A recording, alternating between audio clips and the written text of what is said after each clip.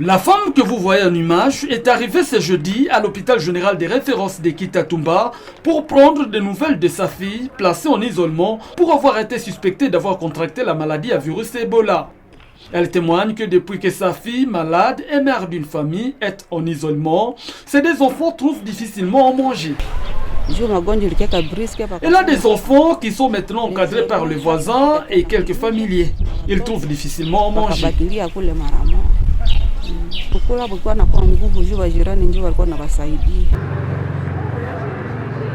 Touchée par ce que traversent les familles des malades placés en isolement ou en observation, l'organisation PAM a décidé d'agir en apportant une assistance non seulement pour les malades hospitalisés, les personnes mises en quarantaine pour avoir été considérées comme cas suspects et les personnes mises en observation en tant que cas contact.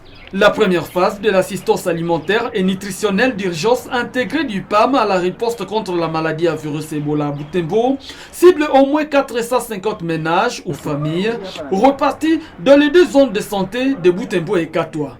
Chaque ménage identifié reçoit une ration sèche composée entre autres de haricots, du riz, de l'huile végétale, du sel et de la farine de manioc, une ration estimée servir le ménage pendant un mois.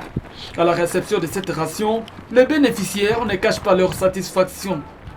Au-delà de la ration sèche, le PAM a aussi mis en place une cuisine gratuite près des structures sanitaires. Elle permet de préparer et de disponibiliser de la nourriture au temps opportun aux personnes placées en isolement. Le rôle du PAM est extrêmement important dans le sens où la contribution alimentaire que le PAM apporte pour les personnes malades qui sont hospitalisées, également leurs familles ou les personnes qui sont également mises en quarantaine, considérées comme des cas suspects, permet d'éviter la propagation additionnelle de la maladie, permet de stabiliser des personnes sur des lieux spécifiques et d'assurer le suivi médical qui va avec.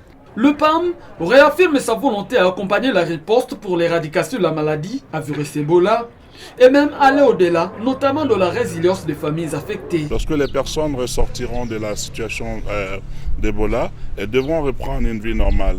Leurs familles également. Donc quel type d'appui on peut leur apporter dans ce sens-là, en les aidant, en les appuyant à restaurer leurs moyens d'existence ou à créer des opportunités qui leur permettront d'être beaucoup plus stables et de pouvoir bien entendu résister à ce type de choc.